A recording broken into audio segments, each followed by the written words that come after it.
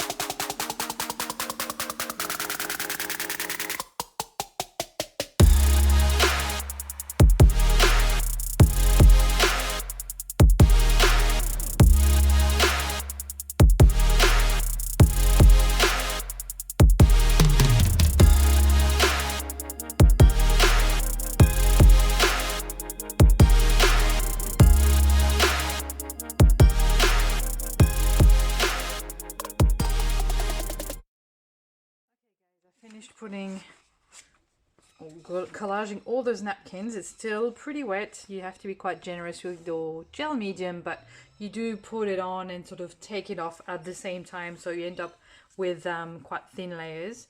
And one cool thing I love doing, or I love about using napkins, is that it creates a little bit of a texture on the surface, so that gives me an idea about putting some highlights once it's all dry. So for now, I've tried to cover pretty much my whole page here, although I do see a little spot right there that I didn't feel. Last time I wanted to leave some, or I did leave a few gaps. And then if you can hear something in the background, that's my doggy Elliot who's barking, defending us from the neighbor's cats. But anyway, last time I was trying to, I didn't try to fill in the whole page, but this time I did. I wanted to just have it all pretty much completely covered. So I think we're almost there. I mean, the more I say that, the more little spots I notice. So never mind. Okay, now there's tiny gaps around, but that's okay. I can do a border later on, no problem at all. So I'm gonna let this dry and then I'll come back to you and show you what I do next. Okay, my friends, everything's nice and dry now. So a couple of tips I can give you when you are drying your folder or anything similar, when you have very thin paper on top and gel medium, which is quite wet. As you know, it's very easy for your support to buckle and be all wavy and not sit flat once it's dry. So my main tip is just to take your time when you're drying it. Use your heat gun and just keep moving around your whole surface. Don't stay in one spot until that spot is dry, and then move on to the next. Just do it gently. Just keep moving to distribute the heat evenly and make the whole page dry slowly as a whole instead of in parts. And once you've done a bit of a once over here on the front, open it up and do the back. Same thing, just keep moving along just to distribute a heat on the back and then come back to the front and just keep doing that until everything is nice and dry. Towards the end, before it's fully dry, you can sort of bend your folder a little bit back and forth, back in shape, and then just keep drying it a little bit. But just the main idea is just to do it slowly and evenly, and then you should have something that sits nice and flat. So once we've got all of this done, then we are going to just cut the edges, that excess paper we don't need, just to make it look a little bit prettier.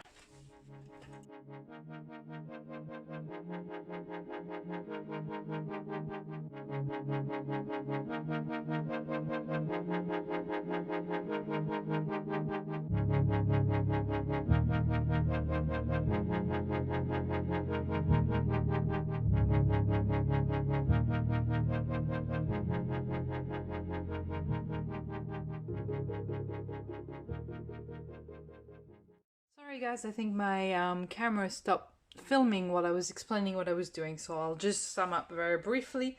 I've decided to add some highlights as I mentioned earlier, and I'm using my Inca Golds to do so. I've got turquoise, cobalt blue, and a light gold called champagne. And I was saying it's better to put out some of the product onto your craft mat and basically just take out what you need and grab it from there rather than dip your tools straight into the jars, because you can contaminate the product. So better to do it this way. I use a little blender with a piece of foam for each color, one for each color that I keep in a little Ziploc bag here, and I just rub it on just to pick it up. And then I just go very gently over my folder here just to pick up some of that very beautiful texture. It's very subtle, so I don't know if you're going to see it very much on camera. I'll zoom in later. But I'm just sort of adding a little bit of color on here. And I'm not too worried about this edge here because I will add something to it later on. But if you haven't tried Inca Gold, I would just do it. At least just get one and see what it's like, because it's really pretty. And the cool thing about this, it's obviously iridescent, but if you want, you can buff it afterwards and bring out the shine even more. So that's pretty cool. Now a bit more of the turquoise down here. Might switch again to the cobalt blue. Oops, stuff falling off my desk. And add a bit more of the darker color down here. Okay, now I'm going to add a little bit of that beautiful gold too. Just wipe off this surface a little bit. Actually, this pad's a bit dry now. It's starting to get a bit brittle, so I'm going to throw it out. And then put some of this delicious gold. So I always wipe my tools in between. You don't need much at all, just a little bit. And I like to close the lid straight away just to make sure it's not exposed to air for very long. Okay. It's very easy to work with. And then it dries instantly as well, even though you might think the shine is wet. It isn't. It just, there's, you know. So let me just show you roughly. Hopefully you can sort of pick it up. I'll add some gold and show you again. Maybe in this darker area will be a bit more obvious. So I'm just going to add a little bit. So very gentle, like I said. Not everywhere, because it defeats the purpose if you put it all over. And I make sure that it's nicely blended into my foam before I apply it.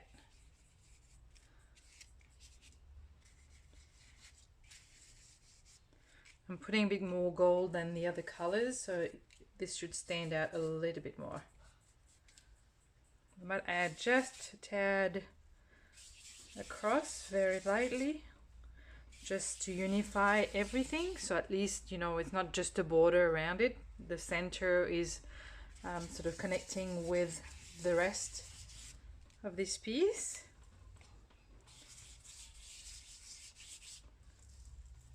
Okay, I think that's it. Now let's see if we can pick it up on camera. Let's try the gold first, or this section. Hopefully you can see it. It's subtle, but it is really beautiful. If you can't see it properly, then you'll have to take my word for it as usual. All right, that's it. So I'm going to clean up my surface and I'll come back. So next I'm going to decorate this edge here. Could just leave it as is, but I'm decided to add some washi tape. So quick and easy solution. I picked one that I think will go nicely with those colors, but also contrast a little bit at the same time. This is, I believe, from the Gina Weekly range of washi tapes. I think it's from the set number 4. I think. So I'm just going to add it right along this edge here, and then if there's any bits sticking out, I will just cut them out with my scissors. Well, there will be, obviously.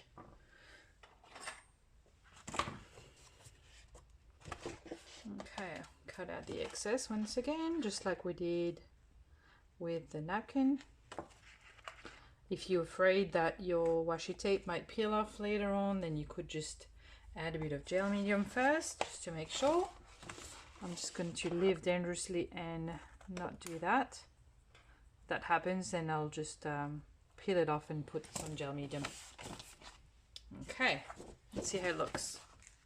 Pretty, right? How cool is that? Really nice. Okay, now to finish this off, because I don't want to cover all this beautiful texture and color, I think it looks awesome as it is. I'm just going to do a very light black border just to frame it along. Okay, so let's find, I'm thinking I'm just going to use my either Stays On dark gray. Yeah, I think that will do. Let's go Stays On dark gray. Stone gray, actually, it's called. Or you could use some Ranger archival ink. And I'm just going to just rub it along there. It's going to be quite subtle, but it'll be a little bit of a border.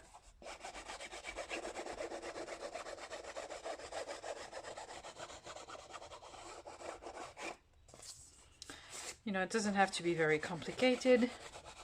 If you've got something already quite beautiful in the center, then why ruin it with something that's going to cover it up? Just keep it simple. That's what I think anyway. So I'm just rubbing my pad, as you can see, almost I'd say 45-degree angle. And I'm going to do the same with this edge here, just so it all matches. And then what can you do with this folder? Well, lots of things. You could just store lots of bits and pieces, some ephemera, some more collage paper. It's an addiction, we just can't get away.